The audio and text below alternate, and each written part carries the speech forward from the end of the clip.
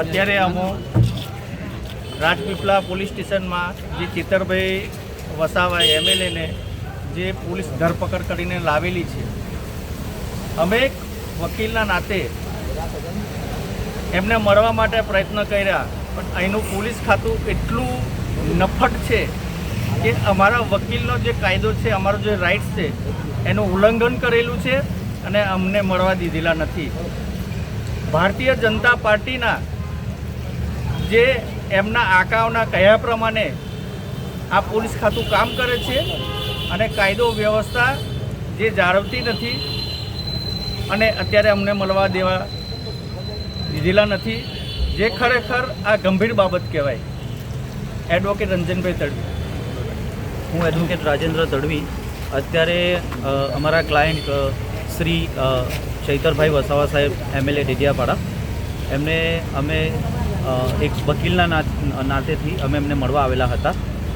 એમના પરિવાર સંબંધી અમને કહેવામાં આવ્યું હતું કે એમને ડિટેન કરેલા છે અને એમને એરેસ્ટ કરેલા છે એલસીબી રાજપીપળા પોલીસ સ્ટેશને. તો હાલ અમે એમને મળવા આવેલા હતા.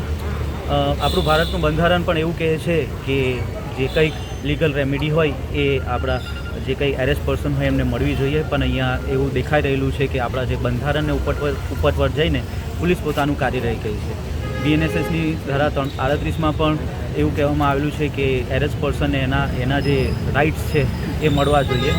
તો અહીંયા મહદઅંશે એવું લાગી રહેલું છે કે પોલીસ પોતાને બંધારણથી ઉપરવટ જઈને આ જે કાર્ય કરી રહ્યું છે સતત ગેરબંધારણીય છે. અને શ્રી ચૈતરભાઈ વસાવા જે જનતાના ચૂંટાયેલા પ્રતિનિધિ હોવા છતાં જો એમના કોન્સ્ટિટ્યુશનનો રાઇટ્સનું વાયોલેશન થતું હોય તો એક સામાન્ય જનતાનું શું તે તમે જોઈ શકો છો.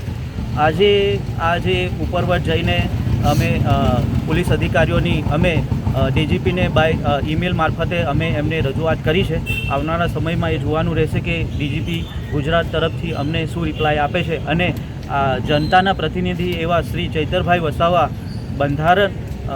જે બંધારણ માટે લડે છે અને જનતાનો અવાજ ઉઠાવે છે, એને જો આ રીતે પોલીસ દબાણ કરીને આ રીતે એરેસ્ટ કરતી હોય તો એ સતત ગેરબંધારણીય છે. અને અમે આના મુદ્દે અમે લડતા રહીશું. અમારે હાઈકોર્ટ ઇવન સુપ્રીમ કોર્ટ પણ જવાનું હોય તો અમે આ લડતને અંજામ આપીશું અને જીતીશું. જોહાર.